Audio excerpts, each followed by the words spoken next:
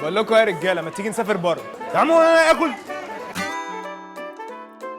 بقول لك ايه، ما تيجي نطلع الويك اند جاي باريس؟ بجد؟ هو ده يا جدعان. يا عم هو انا عارف اخد اجازه من الشغل ده، انا حتى يوم الجمعه بنزل. يا ابني انت فاكرها سهله يا ابني، ده لسه في تاشيرات وحجوزات وشوف اسعار الاوتيلات هناك بكام. باريس ايه يا عم اللي احنا نسافرها؟ احنا نطلع اكوا بارك. اكوا بارك؟ اكوا بارك، شلالات ومراجيح ونايس مع بعض. انت كبرت يعني على الكلام ده؟ يا ابني هم دول منظر الناس تسافر؟ ده انت لو رحت بيهم كمين المطار هياخدوك.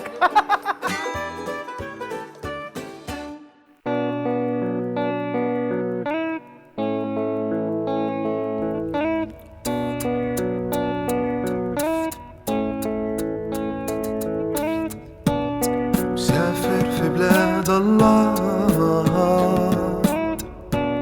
وحلمي ابقى انا عايشك يا اجمل حياة، مش ليلة بس دي طول السنة.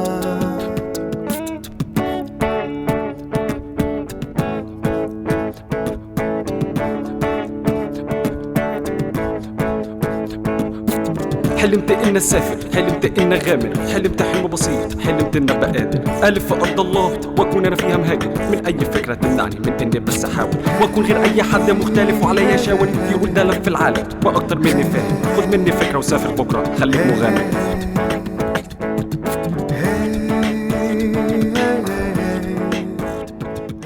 ده الموقف اللي ممكن يحصل لاي حد يفكر بس ان هو يسافر، وفي 5 اسئله لازم تعرف اجابتهم عشان تسافر.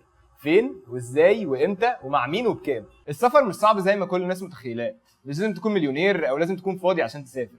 الموضوع بسيط جدا، وانا هنا عشان ابسطه لكم واعرفكم كل حاجه عن السفر.